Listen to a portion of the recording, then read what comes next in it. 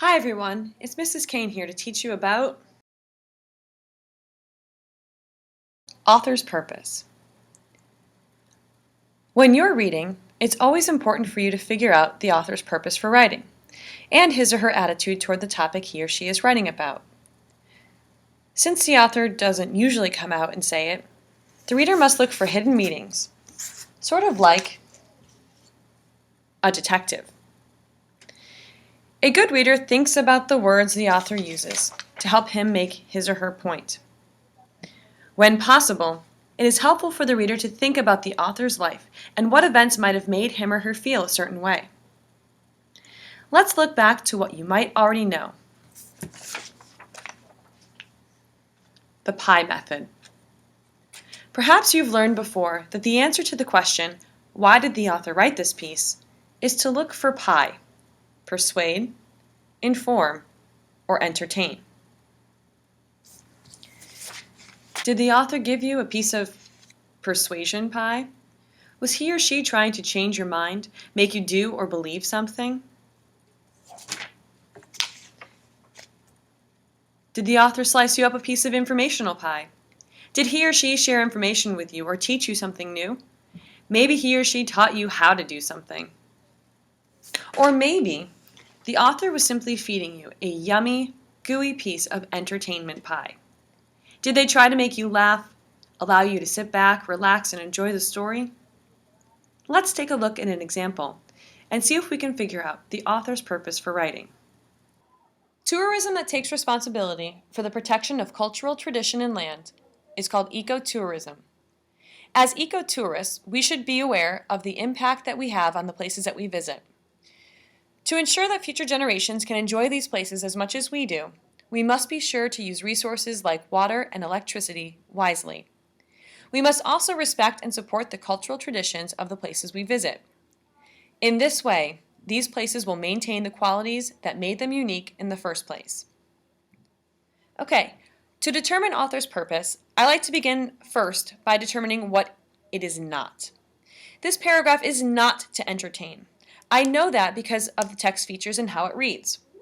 There is no dialogue in here, and there's no figurative language, which I would typically see in a piece that's trying to entertain me.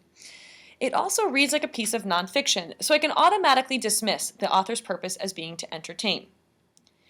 Now that I've eliminated one author's purpose, I have to figure out if the author's purpose is to inform or to entertain. I can see that the author's teaching us about ecotourism here, and so the author definitely wants us to learn something. However, I also see phrases like we must, we should be, we must be.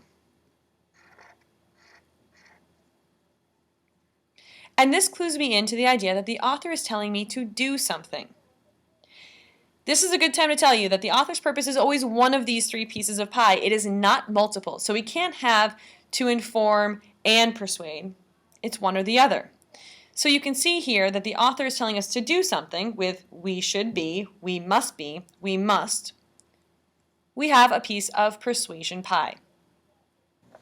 Once you've decided what piece of pie the author has given you, now you have to look for the author's attitude toward the topic they're writing about.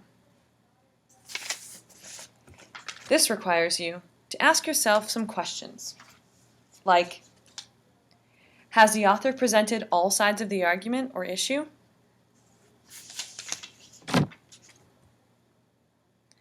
Is the article balanced toward all points of view, or does it weigh toward one point of view? Are there facts for each side? Can we trust what the author says? And is the author being fair? And finally, does the author show emotion like anger, excitement, sadness through adjectives he or she uses in their writing? So this requires you, the reader, to put on your detective hats again. Let's take a look at the example we used before. We determined that the author's purpose was to persuade us. Now let's see what their attitude is toward the topic they were writing about. This are that we should be aware of our impact that we have on the places that we visit. We also see, future generations can enjoy the place as much as we do. We should be cognizant of water and electricity that we use. And we also have, we must respect and support the cultural traditions of a place that we visit.